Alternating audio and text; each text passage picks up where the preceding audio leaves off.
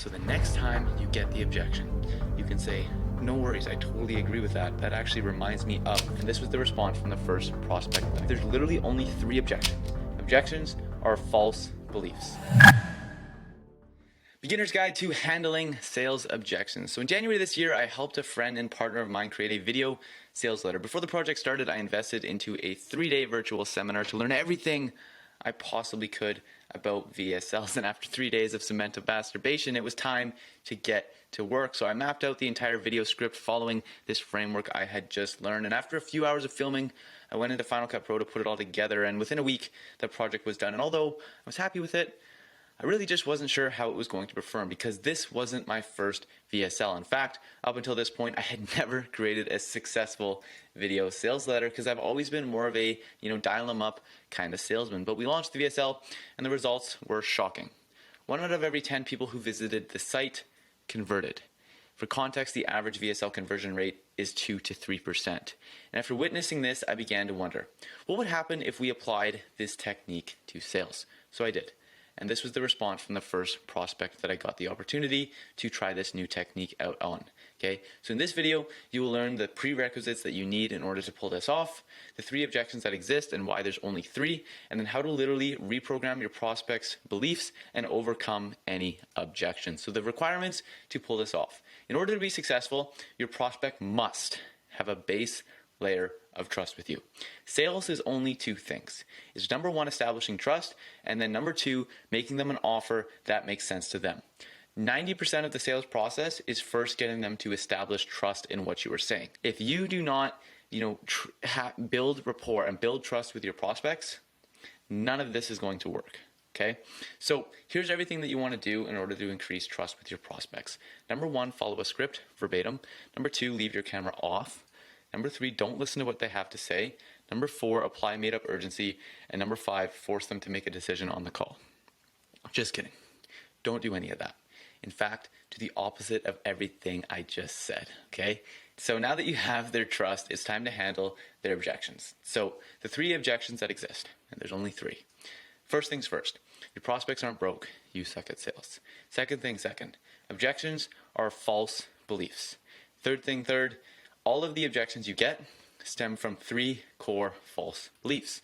False, assuming that's your ethical. Otherwise, yeah, they're true beliefs. Anyways, false belief number 1, the vehicle. They don't believe in you. They don't believe in your vehicle to get them results. And this usually manifests as something along the lines of, oh, Facebook ads don't work. Oh, using sales scripts don't work. Oh, whatever you are selling them, they believe that the vehicle that you are selling them doesn't work. They believe that the vehicle that you are offering will not get them to their end desirable destination. False belief number 2 is internal. They don't believe in themselves. I'm not good at sales. That's an example of an internal false belief. They believe that this will not work for them because of something internally about them. False belief number 3, external. They don't believe in their environment. This is usually manifested as this won't work for me because, right? They believe that something around their environment, whether it's time, whether it's staff, whether it's their systems, aren't set up for them to find success with your offer. So now that you understand, there's literally only 3 objections, and every objection that you get under the sun stems from one of those 3. I don't have money, internal false belief, right? I tried Facebook ads and they failed in the past, vehicle false belief. I don't have time, internal false belief. My team won't be able to handle this, external false belief, right? Every objection that you have, that comes up is going to be one of those 3, okay? So before we understand how to reprogram our prospect's belief system, we need to first understand how their current beliefs were formed. Everything that we believe or don't believe stems from experiences that we have and stories we hear. You eat when you are hungry because you believe by eating you won't be hungry anymore. The reason you believe that is because last time you were hungry, you had the experience of eating and the hunger went away, right? Now you believe that when you're hungry, if you eat, you won't be hungry anymore because of the experiences that you've had in the past. You believe that going to the gym will get you stronger because you have experienced it. Or maybe you haven't, but you've heard stories from others who have experienced it. And therefore you believe that going to the gym will make you stronger, will make you healthier, and will lead to a better, longer life. You believe that the earth is round because you have heard stories from a trusted source. Alternatively, you believe the earth is flat because you're dumb. You believe that RSC's first client challenge is the #1 way because you've heard stories of literally hundreds of people who have walked the path before you. Sorry, I just can't help but be a guru. Anyways, in order to change our prospects' false beliefs, we need to first identify which of the 3 false beliefs they have and then pair that up with a story to rewrite their belief. Okay? So, for example, when I was in the gym industry, one of the common internal false beliefs that I got is, oh, I won't be able to sell high ticket. That was one of the very common beliefs that these gym owners got because they would struggle to sell their $100 fitness packages. And then after working with a couple gyms and after, selling 24 people at $600 in 3 days, I was able to then tell future prospects that I spoke with the story of the one gym that I worked with that believed the exact same thing. And then we overcame that by creating an irresistible offer, by creating an offer that had never been seen before in their local market, by thinking outside of the box and to really, stop associating ourselves with what we were providing, but the value that we were bringing and the impact that we were making on their lives as opposed to just selling fitness, right? We stopped selling fitness and we sold the fact that they're going to be able to go to the park and play on the playground with their kids again. We sold the fact that they are not going to have to deal with all the health problems that their family has been having from a lack of exercise, and that they will be the first person in their family to pioneer the healthy living so their kids can follow them, right? And when you sell from that point of view and you create offers that really tie in to that, then you can sell high ticket. And I would tell that story to future gym owners that I was going to work with.